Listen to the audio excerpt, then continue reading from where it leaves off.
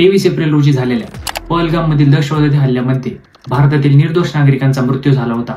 त्यामुळे भारतातच नव्हे तर भारताच्या मित्र देशांनी दहशतवादाविरोधात तीव्र संताप दाखवला होता आणि मित्र देशांनी भारताच्या प्रत्येक भूमिकेला समर्थन दिलं होतं। त्या हल्ल्यामध्ये एका महिलेच्या पतीला मारल्यानंतर दहशतवाद्यांनी तिला सांगितले होते की जाऊन तुझ्या PM ला सांग, आणि आज म्हणता येईल की तिने मोदींना सांगितले आहे आणि मोदीजींनी तिच्या अश्रूंचा, तिच्या यातनेचा आणि तिच्या पतीचा बदला आज घेतला आहे। भारतीय सैन्याने मध्यरात्री पाकिस्तान आणि पाक व्याप्त काश्मीरमध्ये ऑपरेशन सिंदूर करून दहशतवाद्यांच्या 9 तळांवरती एअर स्ट्राईक करून मृत्युमुखी पडलेल्या निर्दोष नागरिकांचा बदला आज घेतला आहे असं म्हणता येईल।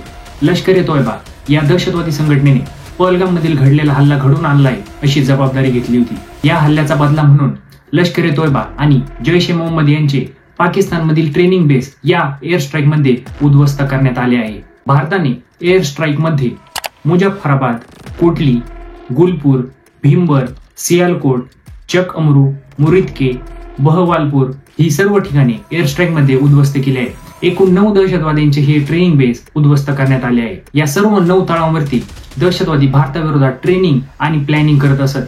त्यामुळे भारतीय सैन्याने मध्यरात्री या 9 तळांवरती एअर स्ट्राईक केली आहे। भारताने ऑपरेशन सिंदूर करून या एअर स्ट्राईक मधून भारताला असं महत्वाचं यश प्राप्त झालं आहे। ऑपरेशन सिंदूर हे नाव मोदीजी यांनी स्वतः दिलं होतं। या दहशतवादी तळांमध्ये अनेक दहशतवादी मारले गेल्याचा प्राथमिक अंदाज आहे।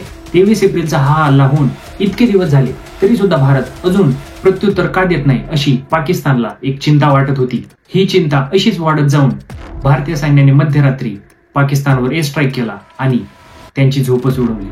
पाकिस्तानला वाटत होते की फक्त कलाकारांचे सोशल मीडियावरील अकाउंट बॅन करून पाणी थांबवूनच भारताने बदला घेतलाय, पण काही गोष्टी गनिमी-कावेने सुद्धा कराव्या लागतात। रात्रीच्या अंधारातच पाकिस्तानला दिवाळीचा अनुभव आला। आज जे उत्तर भारताने पाकिस्तानला दिलाय त्यामुळे मला तरी वाटते की पाकिस्तानमधले दहशतवादी आता भारतापासून 2 हात लांबच राहतील।